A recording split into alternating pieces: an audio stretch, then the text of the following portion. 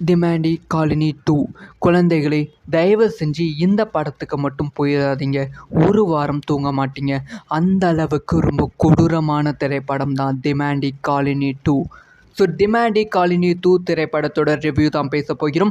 So ரொம்ப முக்கியமான வீடியோவாக இருக்கும். இந்த ரிவ்யூக்கு அப்புறமா கண்டிப்பாக டிமாண்டி காலனி 2 திரைப்படத்துக்கு போகணும் அப்படின்னு சொல்லி ஆசைப்படுவீங்க. அந்த அளவுக்கு படம் வந்து இருக்கிறது. டிமாண்டி காலனி இந்த திரைப்படத்தோட முதல் பாகம் வரும்போது அந்த படத்தை வந்து யாருமே கண்டுக்கல. ஃபஸ்ட்டே ஓப்பனிங்கே வந்து பெருசாக அந்த திரைப்படத்துக்கு இல்லை.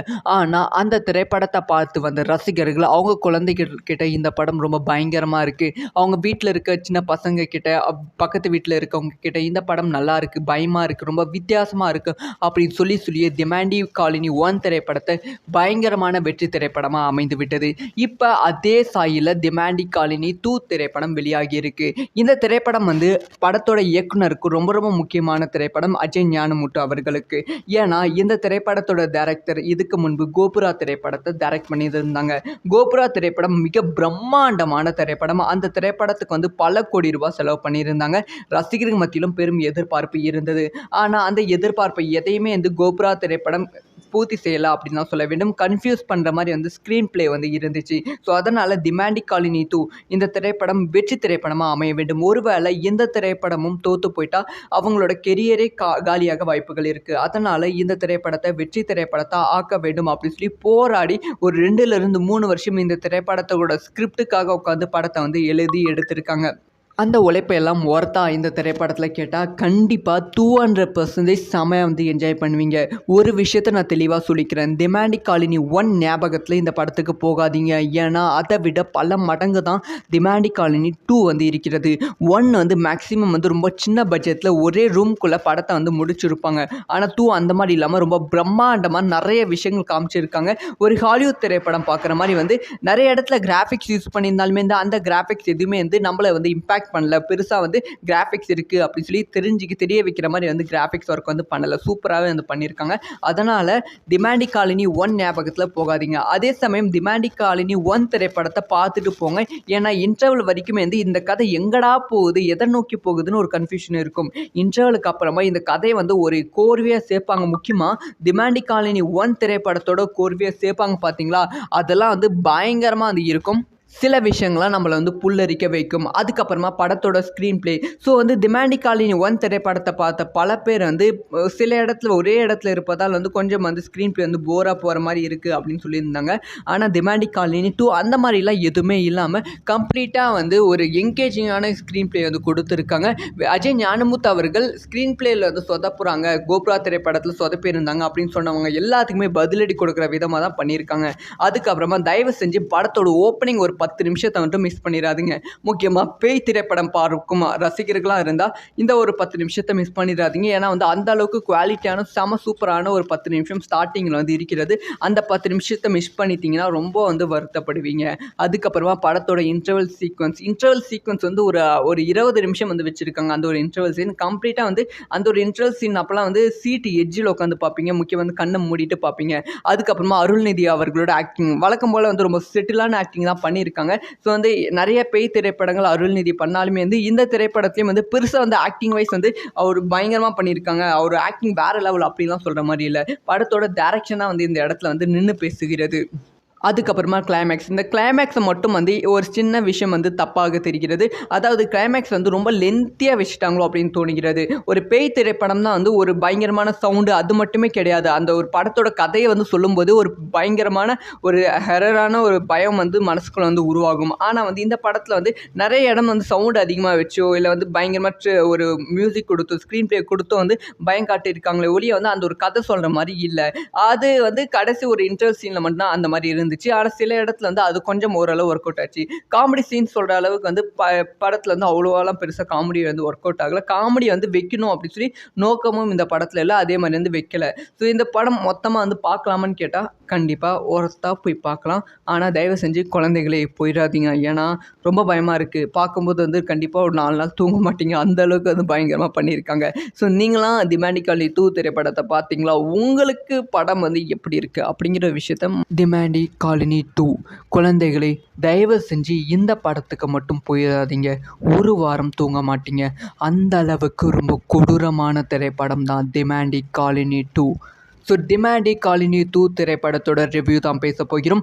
ஸோ ரொம்ப முக்கியமான வீடியோவாக இருக்கும். இந்த ரிவ்யூக்கு அப்புறமா கண்டிப்பாக டிமாண்டி காலனி 2 திரைப்படத்துக்கு போகணும் அப்படின்னு சொல்லி ஆசைப்படுவீங்க. அந்த அளவுக்கு படம் வந்து இருக்கிறது.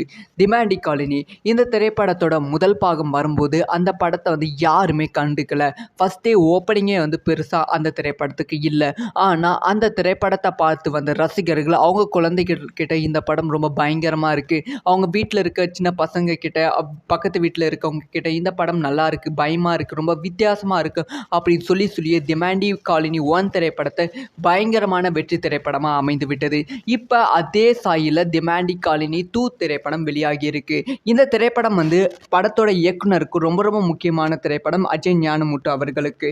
ஏன்னா இந்த திரைப்படத்தோட டைரக்டர் இதுக்கு முன்பு கோபுரா திரைப்படத்தை டைரக்ட் பண்ணியிருந்தாங்க. கோபுரா திரைப்படம் மிக பிரம்மாண்டமான திரைப்படம். அந்த திரைப்படத்துக்கு வந்து பல கோடி ரூபாய் செலவு பண்ணியிருந்தாங்க. ரசிகர்கள் மத்தியிலும் பெரும் எதிர்பார்ப்பு இருந்தது. ஆனால் அந்த எதிர்பார்ப்பை எதையுமே வந்து கோபுரா திரைப்படம் பூர்த்தி செய்யலாம் அப்படின்னு தான் சொல்ல வேண்டும். கன்ஃபியூஸ் பண்ணுற மாதிரி வந்து ஸ்க்ரீன் பிளே வந்து இருந்துச்சு.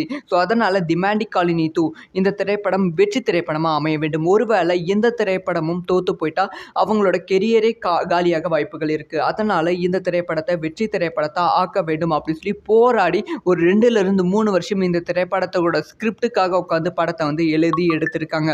அந்த உழைப்பெல்லாம் ஒர்த்தா இந்த திரைப்படத்தில் கேட்டால் கண்டிப்பாக 200% செமையாக வந்து என்ஜாய் பண்ணுவீங்க.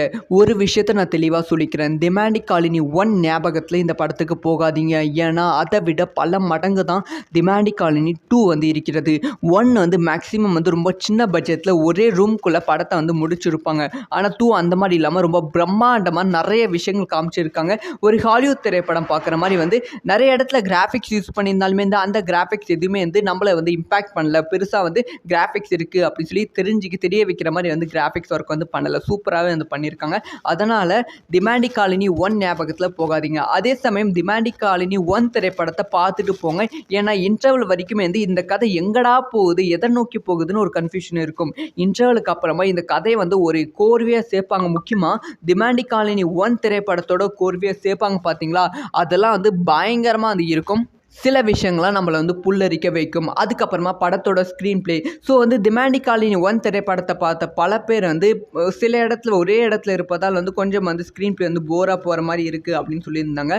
ஆனால் டிமாண்டி காலனி 2 அந்த மாதிரிலாம் எதுவுமே இல்லாமல் கம்ப்ளீட்டாக வந்து ஒரு என்கேஜிங்கான ஸ்க்ரீன் பிளே வந்து கொடுத்துருக்காங்க. அஜய் ஞானமுத்து அவர்கள் ஸ்க்ரீன் பிளேயில் வந்து சொதப்புறாங்க, கோபுரா திரைப்படத்தில் சொதப்பியிருந்தாங்க அப்படின்னு சொன்னவங்க எல்லாத்துக்குமே பதிலடி கொடுக்குற விதமாக தான் பண்ணியிருக்காங்க. அதுக்கப்புறமா தயவு செஞ்சு படத்தோட ஓப்பனிங் ஒரு 10 நிமிஷத்தை மட்டும் மிஸ் பண்ணிடாதீங்க. முக்கியமாக பேய் திரைப்படம் பார்க்கும் ரசிகர்களாக இருந்தால் இந்த ஒரு 10 நிமிஷத்தை மிஸ் பண்ணிடாதீங்க. ஏன்னா வந்து அந்த அளவுக்கு குவாலிட்டியான செம சூப்பரான ஒரு 10 நிமிஷம் ஸ்டார்டிங்கில் வந்து இருக்கிறது. அந்த 10 நிமிஷத்தை மிஸ் பண்ணிட்டீங்கன்னா ரொம்ப வந்து வருத்தப்படுவீங்க. அதுக்கப்புறமா படத்தோட இன்டர்வல் சீக்வன்ஸ் வந்து ஒரு 20 நிமிஷம் வந்து வச்சுருக்காங்க. அந்த ஒரு இன்டர்வல் சீன் கம்ப்ளீட்டாக வந்து அந்த ஒரு இன்டர்வல் சீன் அப்போலாம் வந்து சீட்டு எட்ஜில் உட்காந்து பார்ப்பீங்க. முக்கியம் வந்து கண்ணை மூடிட்டு பார்ப்பீங்க. அதுக்கப்புறமா அருள்நிதி அவர்களோட ஆக்டிங் வழக்கம் போல் வந்து ரொம்ப செட்டிலான ஆக்டிங் தான் பண்ணியிருக்காங்க. ஸோ வந்து நிறைய பேய் திரைப்படங்கள் அருள்நிதி பண்ணாலுமே வந்து இந்த திரைப்படத்துலையும் வந்து பெருசாக வந்து ஆக்டிங் வைஸ் வந்து அவர் பயங்கரமாக பண்ணியிருக்காங்க. அவர் ஆக்டிங் வேறு லெவல் அப்படிலாம் சொல்கிற மாதிரி இல்லை. படத்தோட டைரக்ஷன் தான் வந்து இந்த இடத்துல வந்து நின்று பேசுகிறது. அதுக்கப்புறமா கிளைமேக்ஸ். இந்த கிளைமேக்ஸை மட்டும் வந்து ஒரு சின்ன விஷயம் வந்து தப்பாக தெரிகிறது. அதாவது கிளைமேக்ஸ் வந்து ரொம்ப லென்த்தியாக வச்சுட்டாங்களோ அப்படின்னு தோணுகிறது. ஒரு பேய் திரைப்படம் தான் வந்து ஒரு பயங்கரமான சவுண்டு அது மட்டுமே கிடையாது. அந்த ஒரு படத்தோட கதையை வந்து சொல்லும்போது ஒரு பயங்கரமான ஒரு ஹெரரான ஒரு பயம் வந்து மனசுக்குள்ள வந்து உருவாகும். ஆனால் வந்து இந்த படத்தில் வந்து நிறைய இடம் வந்து சவுண்டு அதிகமாக வச்சோ இல்லை வந்து பயங்கரமாக ஒரு மியூசிக் கொடுத்தோ ஸ்க்ரீன் பிளே கொடுத்தோ வந்து பயம் காட்டியிருக்காங்களே ஒழிய வந்து அந்த ஒரு கதை சொல்கிற மாதிரி இல்லை. அது வந்து கடைசி ஒரு இன்டர்வல் சீனில் மட்டும்தான் அந்த மாதிரி இருந்துச்சு. ஆனால் சில இடத்துல வந்து அது கொஞ்சம் ஓரளவு ஒர்க் அவுட் ஆச்சு. காமெடி சீன் சொல்கிற அளவுக்கு வந்து படத்தில் வந்து அவ்வளோவாலாம் பெருசாக காமெடி வந்து ஒர்க் அவுட் ஆகலை. காமெடி வந்து வைக்கணும் அப்படின்னு சொல்லி நோக்கமும் இந்த படத்தில் இல்லை, அதே மாதிரி வந்து வைக்கலை. ஸோ இந்த படம் மொத்தமாக வந்து பார்க்கலாமான்னு கேட்டால் கண்டிப்பாக ஒருத்தா போய் பார்க்கலாம். ஆனால் தயவு செஞ்சு குழந்தைகளே போயிடாதீங்க. ஏன்னா ரொம்ப பயமாக இருக்குது. பார்க்கும்போது வந்து கண்டிப்பாக ஒரு 4 நாள் தூங்க மாட்டீங்க. அந்த அளவுக்கு வந்து பயங்கரமாக பண்ணியிருக்காங்க. ஸோ நீங்களாம் டிமாண்டி காலனி 2 திரைப்படத்தை பார்த்தீங்களா? உங்களுக்கு படம் வந்து எப்படி இருக்குது அப்படிங்கிற விஷயத்தை